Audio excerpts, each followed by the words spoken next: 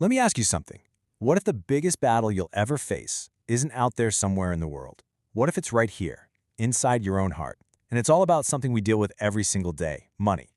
Have you ever felt that pull of wealth? You know, the way it promises security, but something feels off, like it's quietly trying to steal your heart. It whispers about comfort, about being in control. But what's the real price? Today, we're going to pull back the curtain on that promise and find a hope that's, well, infinitely more real and secure. You know, it's easy to think this is just our problem, a modern thing, but it's not at all. This is an ancient human story. It's played out over and over in every single great empire you can think of. I mean, just look at the pattern here. You've got Babylon, totally obsessed with gold and empire. Then Egypt, building its power on treasure. Rome, conquering the world for riches. And what about today? We're still doing it, aren't we? Just seeking that feeling of comfort in our possessions, in what we can buy.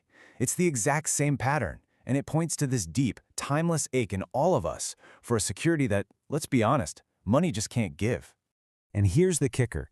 Every single one of those empires, they learn the same lesson, the hard way.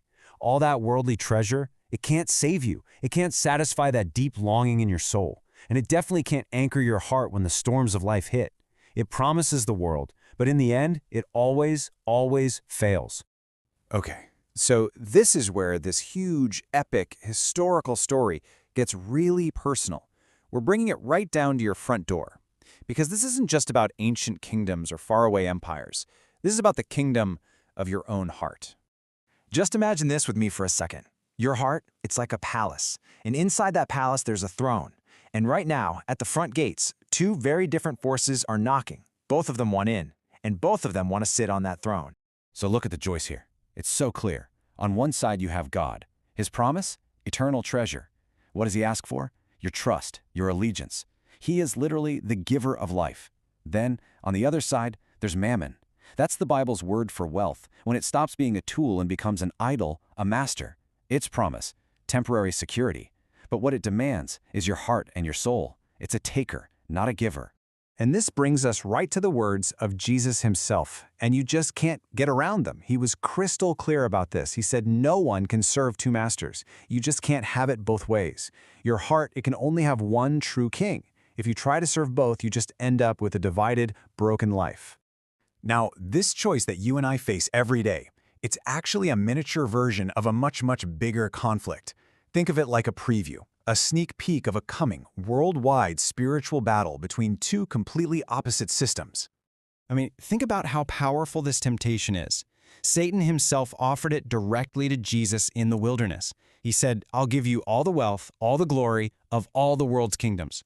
And of course, Jesus refused. He chose his Father, but that offer, it didn't just die in the desert. It's the same offer that's presented to us, in smaller ways, every single day. And if you want to see the final, ultimate form of this temptation, you just have to look at the book of Revelation. It talks about a future global system built completely on Mammon, a system that controls all buying and selling and demands total allegiance, total worship. It's the final showdown, that ultimate choice between false temporary security and true eternal allegiance. Okay, I know this all sounds pretty intense, but right here, this is where the whole story pivots. We're turning from the conflict to a place of incredible, unshakable hope, because there is a way to stand firm through all of this, and it's by being anchored to the one true King, Jesus Christ.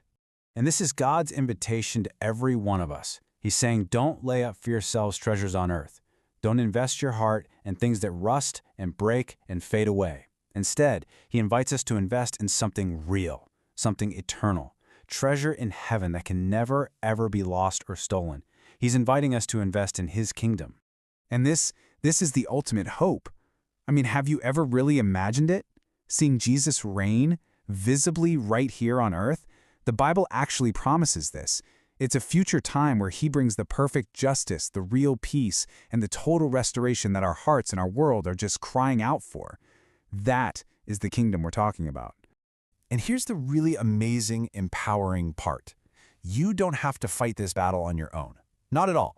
The exact same power from the Holy Spirit that helped Jesus say no to all the kingdoms of the world, that power is available to you right now. It dwells in every single person who yields their heart to him. So as we wrap this up, let's go back to that idea, the palace of your heart, and let's just ask one final quiet question. And be honest with yourself here, not what you say you serve, not what you wish you served, but today, right now, when you look at what you worry about, what you hope for, where you really put your trust, who is actually sitting on the throne of your heart? Because in the end, that's the choice, isn't it?